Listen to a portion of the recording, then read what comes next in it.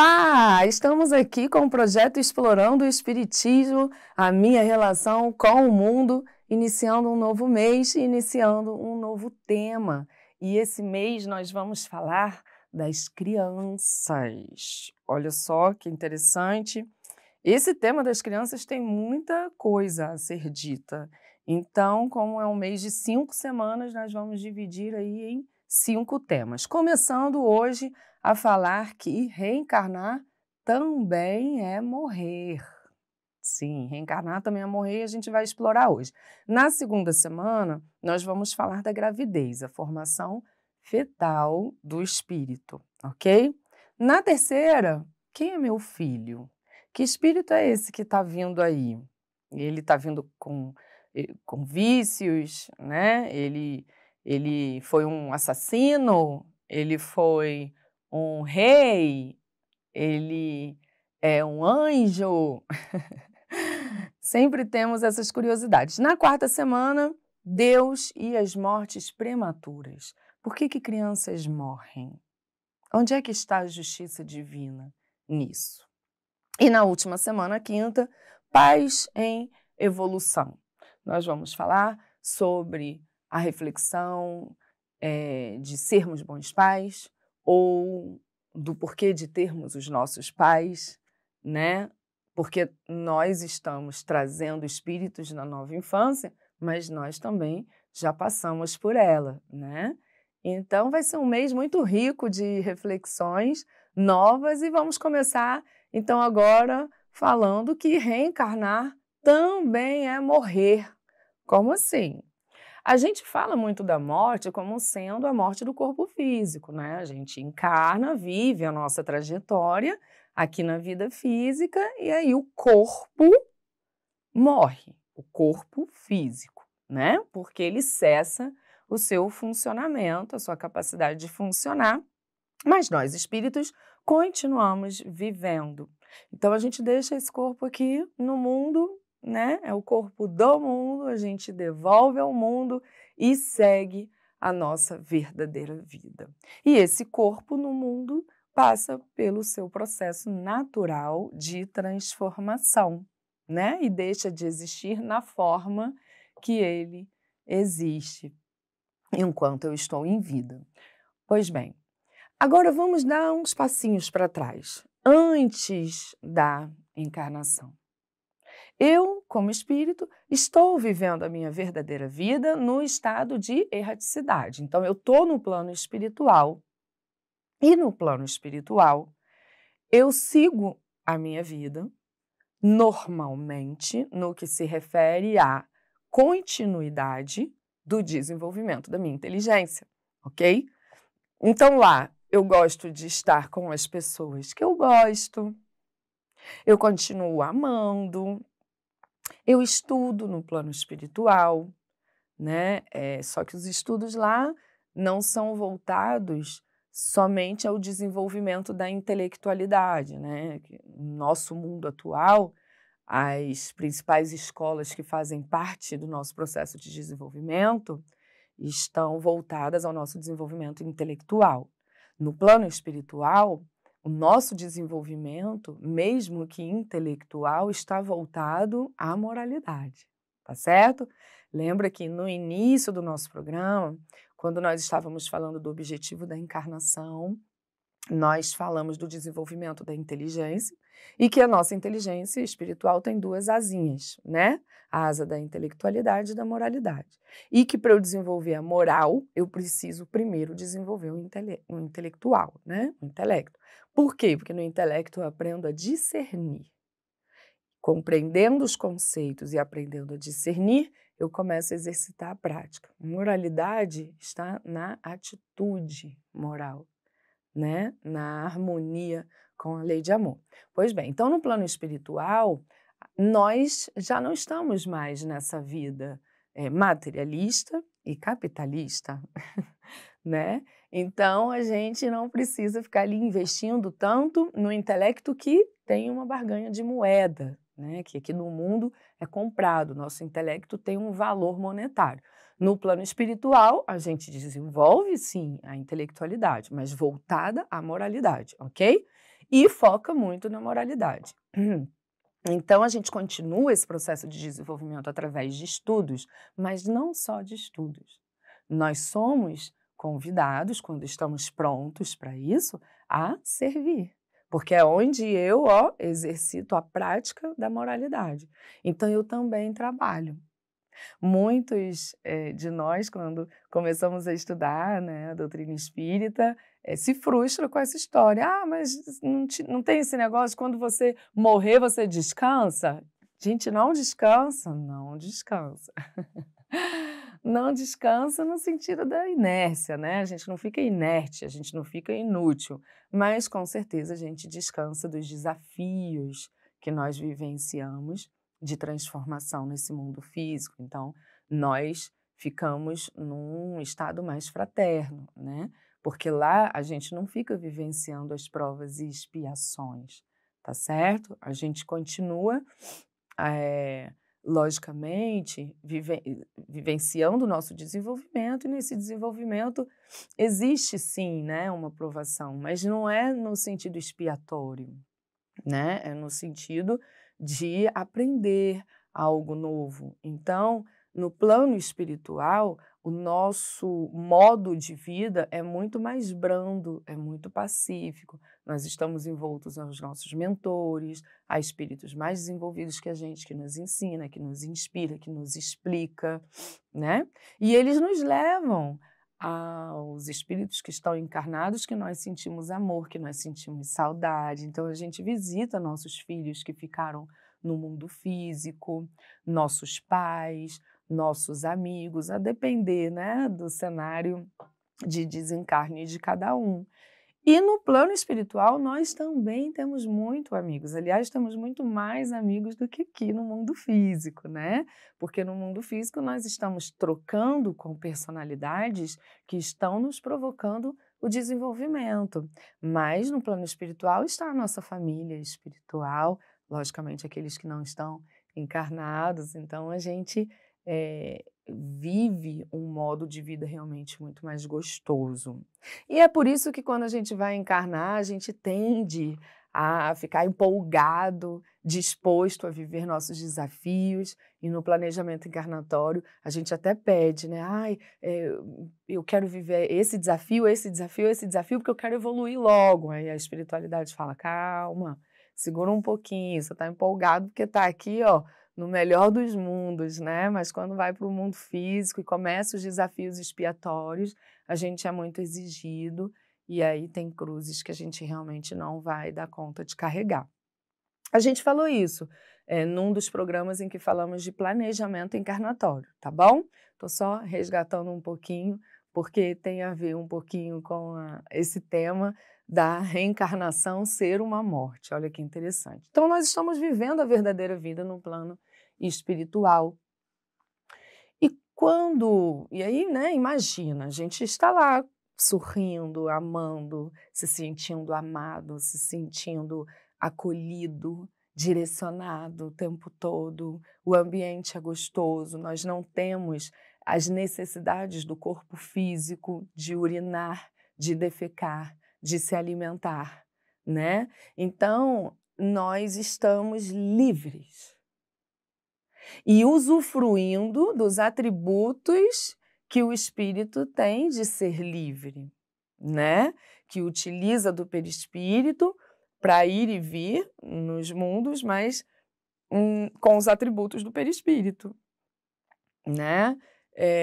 Que é a plasticidade, né? A gente ir moldando o perispírito para a imagem que a gente quer promover, a penetrabilidade, né? Que a gente consegue se movimentar entre espaços limitados físicos sem precisar desviar deles, né? Então, eu consigo sair, se eu venho, por exemplo, visitar meus familiares no planeta Terra, aqui na esfera física, eu consigo sair da sala, da casa da minha mãe, e ir para o quarto, atravessando, né, a parede. Nós falamos sobre perispírito também, num dos primeiros meses aí também do nosso programa, né? Então, eu tô tendo uma vida tão gostosa e eu tô com tantas pessoas de bem ao meu lado, que eu amo tanto e que me amam tanto. E aí vem alguém e fala: Bárbara, tá na hora de reencarnar. O que que isso significa? Significa que eu vou para a vida física, vou vestir uma roupagem física e vou ficar lá por um tempo. Então existe o sentimento de despedida desse ambiente que eu tô. Porque eu vou me despedir desses amigos que estão ao meu redor.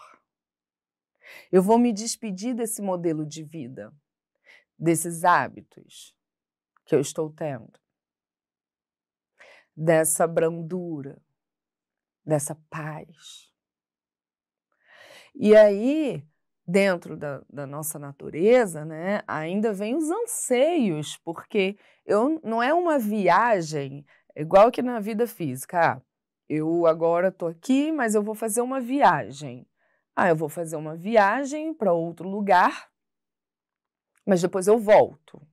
Então, me despeço aqui, vou sentir saudade e vou viver a experiência em outra cidade. E depois da experiência, eu volto.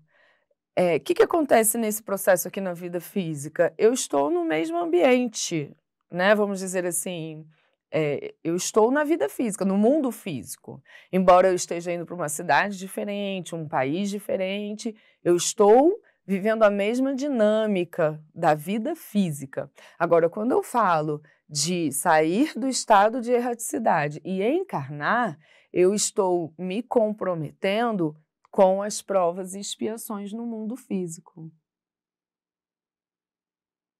Então, vem os anseios, né, de quais serão os meus desafios. Eu vou dar conta deles?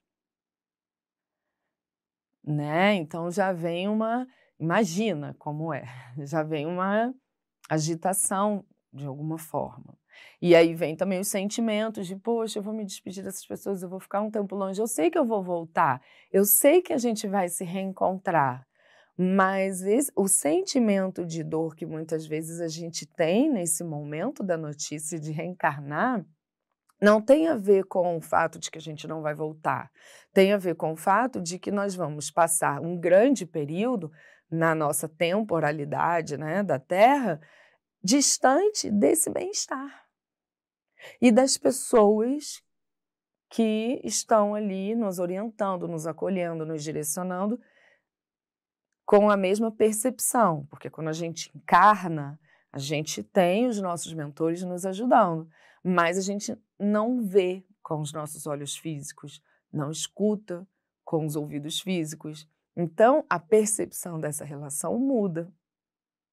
E aí a gente começa a sentir, sim, essa dor ou a angústia da despedida e do anseio do que está por vir. Então, eu começo a me preparar para a próxima encarnação, a depender da maturidade que eu tenho. Eu colaboro com o planejamento encarnatório, nós falamos sobre isso quando falamos do planejamento encarnatório, e começa o processo de vínculo do espírito com aquele espermatozoide que vivencia o processo de fecundação. Então, sugiro que faça a leitura do Livro dos Espíritos, capítulo 4. Deixa eu só conferir se é o capítulo 4 mesmo. Capítulo 4, Pluralidade das Existências. E aqui, no Livro dos Espíritos, fala da reencarnação, a justiça da reencarnação, reencarnação nos diferentes mundos, transmigração progressiva e assim vai. É bem profundo o entendimento da reencarnação, fica a dica de leitura, tá certo? E aí, olha o que acontece. Quando o espírito começa, então, a vivenciar o processo encarnatório é justamente no ato da fecundação. E aí, no ato da fecundação, é quando os espíritos, a espiritualidade maior, inicia a junção do laço fluídico que une o perispírito àquele corpo físico. No planejamento encarnatório, é onde se configura no perispírito todo o DNA perispiritual, né? Toda a maneira como o corpo físico vai funcionar, inclusive a aparência física. Tudo é programado. E aí, a espiritualidade, então, começa a vincular os laços fluídicos a esse corpo material.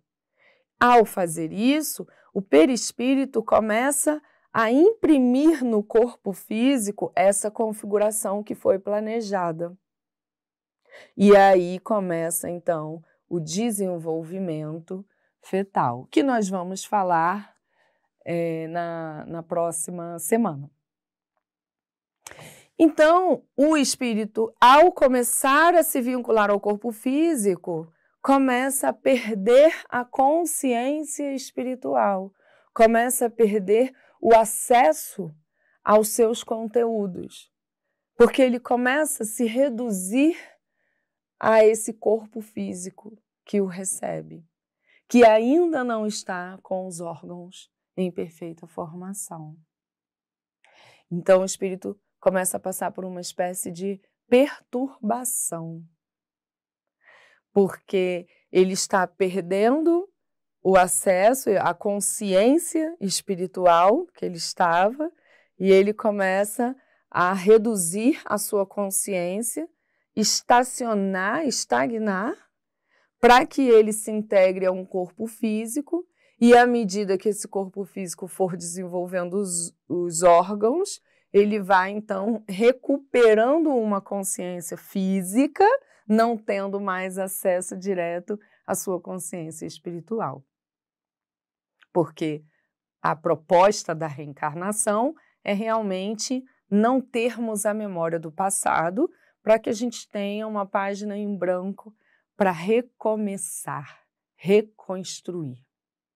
E aí vem a infância nos possibilitando a absorção de novos conhecimentos, novos costumes, para mexer aqui na nossa bagagem e a gente ter uma experiência diferente da encarnação passada e das encarnações anteriores.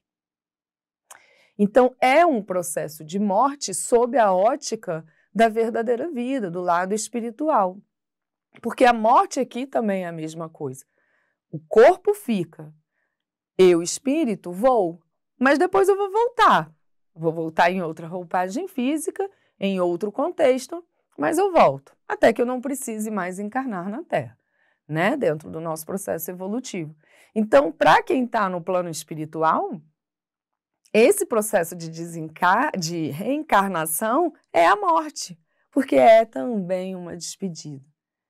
E aí é onde os mentores nos fortalecem, nos encorajam e falam, vai, você vai conseguir vencer seus desafios, vai conseguir crescer, amadurecer, aprender. Estaremos aqui te apoiando, te ajudando e aguardando seu retorno. Aí quando acontece o desencarne, né, que é a morte do corpo físico, enquanto os que estão na Terra chorando de saudade, os que estão no plano espiritual estão em festa. Ah, ela voltou, ele voltou, vamos festejar os sucessos dessa vida física e vamos voltar a ter, né, nossas relações brandas e pacíficas.